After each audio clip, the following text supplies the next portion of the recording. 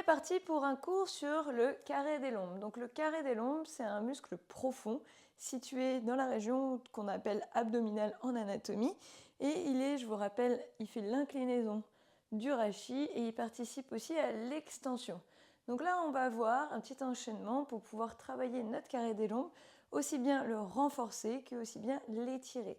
Je vous rappelle que souvent le carré des lombes, c'est un muscle qui peut être contracturé et du coup qui peut emmener des informations un peu fausses, c'est-à-dire que s'il est contracté, vu qu'il fait l'inclinaison, il peut donner cette impression qu'on a une hanche plus haute que l'autre, donc une jambe plus haute que l'autre, ou une scoliose, alors que c'est une simple contracture du carré des lombes et qu'il faut penser à l'étirer. Donc bien faire des anamnèses, bien faire des recueils de données quand on donne cours pour les profs, c'est hyper important. Par contre, ça peut être aussi intéressant de le renforcer parce qu'il est profond, donc c'est un muscle posturaux et du coup chez certaines personnes il peut être pas assez renforcé. Donc il va permettre quand même d'aller sur le côté sans utiliser trop les obliques, et le grand oblique est plutôt superficiel, mais du coup il va aider les obliques à faire leur travail.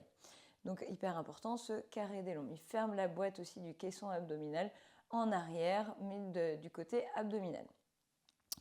Ok, allez, on est parti. On vient prendre une posture assise confortable. On peut fermer les yeux. On vient respirer. On prend une respiration costale. Je vous laisse faire les échauffements si vous démarrez ce cours sans en avoir fait un autre avant. Je vous conseille vivement de faire les échauffements de vos articulations. Et on est parti ici pour le carré des lombes.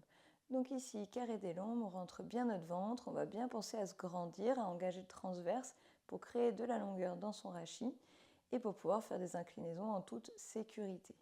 Allez, on rentre le ventre, on installe sa respiration costale. On respire. Et inspire, on vient mettre les bras parallèles au sol et on incline à gauche. On vient mettre la main gauche, on peut regarder check visuel, main gauche alignée bien avec la hanche gauche. On tend son bras droit, on repousse le sol. Et inspire, on vient écarter les côtes à droite et incliner de plus en plus. Si je peux, je pose mon avant-bras gauche au sol, mais il ne faut pas que mon genou droit ou ma hanche droite se soit levée. Si elle s'est levée, je me redresse un petit peu pour pouvoir garder bien le genou et la hanche droite qui va vers le sol. On repousse bien le sol, on n'est pas tout mou dans le sol ni écrasé, on repousse bien avec notre bras gauche et notre avant-bras gauche. Le genou droit et la hanche droite, ils veulent aller vers le sol, pendant que le bras droit, il veut aller vers la gauche. Ici, on est en train d'étirer notre carré des lombes à droite. On renforce par contre celui qui est à gauche, où on est replié, donc on a resserré les points d'insertion du muscle, et du coup on renforce notre carré des lombes à gauche. Ici, inspire, on se redresse, on descend les côtes et souffle, on lâche la main gauche du sol. Si on lâche la main gauche du sol et qu'on continue à incliner, on va renforcer aussi notre carré des lombes à droite qui est contracté pour retenir la chute. Donc ici, il est contracté en course moyenne et plus j'incline, plus il sera contracté en course longue. Inspire, je me redresse et souffle. Je viens laisser glisser la main à droite et j'incline à gauche. J'écarte mes côtes, je repousse le sol. Et je souffle. Et je pose l'avant-bras droit dans le sol.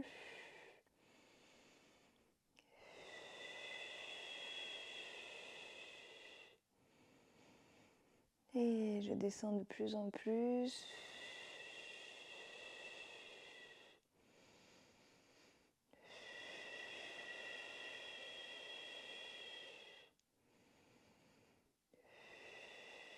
Je repousse le sol avec mon avant-bras droit. Je respire. 2 et 3. Et inspire profond. Et souffle, je me redresse et je lâche la main droite du sol. Donc je contracte en course moyenne et plus j'incline en course longue mon carré des lombes. Et là, vous voyez, par exemple, mon genou gauche, il a du mal à rester dans le sol. Donc en vrai, il faudrait que je me redresse un tout petit peu pour pouvoir que ma hanche gauche se stabilise aussi. Et souffle, je me redresse. Je bouge légèrement, je respire. Et souffle, je bascule mes mains en avant ou sur le côté selon là où je me trouve pour arriver à 4 pattes.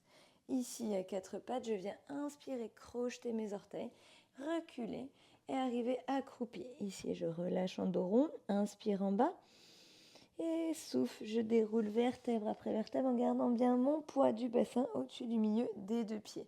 Je fais un pas en avant avec mon pied gauche, pied droit parallèle au petit côté du tapis. Le talon gauche, il arrive au milieu du pied droit. Inspire, bras parallèles au sol, je plie mon genou gauche légèrement. Et ici, inspire, je viens mettre ma main droite sur ma hanche gauche et j'incline à droite. Donc je suis dans un guerrier 2. Ici, le fait d'incliner, ça me fait étirer, du coup je fais une inclinaison à droite. Donc j'étire mon carré des lombes à gauche, mais ici il est renforcé et étiré parce qu'il retient la chute. Et souffle, je reviens au centre, je viens mettre ma main gauche sur ma hanche droite, j'incline, donc là ici c'est mon carré des lombes à droite qui est renforcé et étiré. Pensez bien à serrer les fesses ici et à ne pas plier dans vos hanches, donc de bien rester le bassin face. Encore 2 respirations. 1 et 2. Et ici, je viens poser mon bras gauche contre la cuisse gauche et j'incline encore un peu plus. Sauf que ici, mon bras gauche se retrouve posé sur la jambe gauche. Mon bras gauche repousse le sol depuis la cuisse gauche aussi. Et du coup, mon carré des lombes à droite ici se retrouve plus que étiré car j'ai un appui dans le sol. Donc il appuie à retenir la chute. Vous pouvez faire ce test-là de poser votre bras sur la cuisse, sentir l'étirement à droite dans votre flanc droit. Et ici, lever le bras gauche et sentir complètement la différence. On sent bien. Et inspire, dresse. Ici, vous pourriez faire le même exercice en étant dans un Trikonasana. On garde bien toujours dans n'importe quelle posture la rotule alignée avec le deuxième orteil. On repousse bien le sol, on décale la hanche à droite et souffle, je descends. Bras droit bien en l'air, je serre bien mes fesses. Si j'arrive pas à faire la rotation externe de hanche à droite et à gauche, je resserre mon écart. Si tout va bien, je peux prendre un plus grand écart dans mon Trikonasana. Veillez bien que votre voûte interne en arrière ne s'écrase pas et de bien avoir vos appuis dans le sol. Ici, si je mets mon bras contre ma jambe, ici donc, mon carré des lombes, il sera contracté et étiré pour retenir la chute. Et ici, si je pose mon bras gauche sur ma cuisse, qu'elle soit tendue, moi je ne peux pas trop la tendre parce que je suis bien l'axe, et je mets en X, mais du coup si je repousse bien le sol avec mon bras gauche qui est posé sur ma jambe, ici mon carré des lombes il sera juste étiré, alors que si je lâche, faites le test, vous sentez bien, pas du tout la même chose, il est contracté et étiré. Et souffle, je me redresse. Pied gauche parallèle au petit côté du tapis et pied droit en flèche vers l'avant du tapis. On serre bien ses fesses, le bassin toujours face, on déverrouille les genoux. D'abord, on plie le genou droit, inspire, bras parallèles pour arriver en guerrier 2. Pareil, là ici, si vous sentez aucun étirement dans vos adducteurs par exemple, prenez un plus grand écart. Veillez bien juste à que le genou ne parte pas trop en rotation interne, celui de derrière, ou celui de devant, pas du tout. Inspire, si c'est le cas, resserrez l'écart. Bras parallèles et souffle, main droite sur la hanche gauche et souffle, j'incline vers la droite. Ici, du coup, mon carré des lombes, il est étiré, mais aussi, comme d'habitude, renforcé, il retient la chute. On reste encore 2 respirations ici. Et 2. Et ici, on vient mettre le bras droit sur la cuisse droite. Et ici, il va falloir que j'incline moi encore plus pour pouvoir même sentir un étirement. Peut-être que c'est votre cas aussi. En tout cas, on ne sent pas du tout les mêmes sensations ici dans notre carré des lombes. Ici, du coup, il est simplement étiré. Donc, sauf si la relève est de la cuisse, il va pas être un peu étiré. On ne sent pas du tout la même chose. On tend la jambe droite tout en gardant le genou déverrouillé, la rotule bien axée avec le deuxième orteil.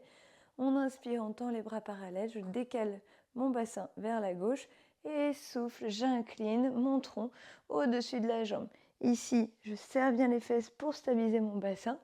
Et ici, du coup, là, mon bras droit, il est contre la cuisse. Du coup, ici, je sens juste cet étirement du carré des lombes qui est aussi renforcé. Alors que si je mets ma main, par exemple, sur mon tibia et que je repousse le sol depuis ma main, depuis mon tibia avec ma main, et bien ici, il sera juste étiré. Je pourrais même plus peut-être descendre. Et encore 2 respirations.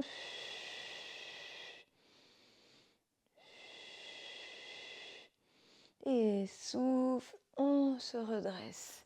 On peut remettre les pieds sur la même ligne en écart.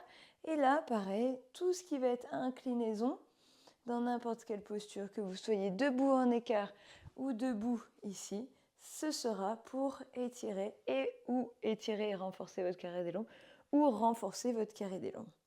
Voilà, c'était juste pour vous donner quelques petites infos sur ce carré des lombes.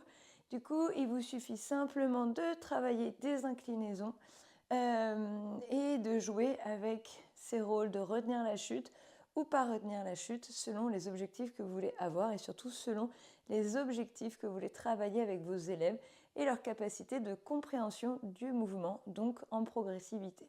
Toujours. Allez, bon étirement du carré des lombes.